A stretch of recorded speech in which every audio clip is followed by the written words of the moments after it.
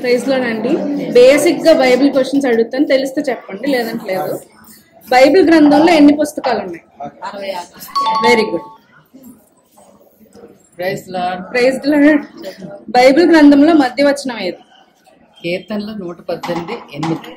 Okay, ఒక్క నిమిషం అండి, మీరు ఆ వచనం చెప్పగలరా?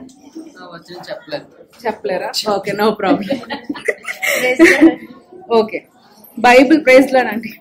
బైబిల్ గ్రంథంలో ఎన్ని అధ్యాయాలు ఉన్నాయి? 1189. Very good. Okay, praise Lord అండి. బైబిల్ గ్రంథంలో ఎన్ని వచనాలు ఉన్నాయి? 31,173. Okay, very good. Praise Lord అండి. బైబిల్ గ్రంథంలో అతి చిన్న వచనం ఏది? యోహాను సువార్త 11:35. ఏం చెప్పగలరు? కన్నీరు విడిచింది. Very good. ప్రైజ్ లార్డ్ అండి.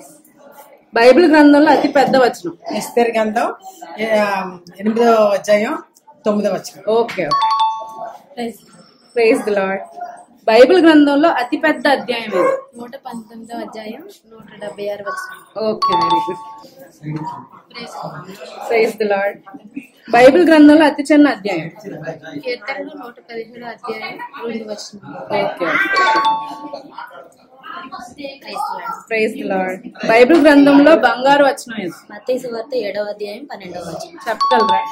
చెప్పండి. కావున మనుషులు మీకు ఏం చేయవలనని కోరుతారో మీరు కూడా అలాగనే చేయండి, ఇది ధర్మశాస్త్రమును ప్రవక్తల యొక్క.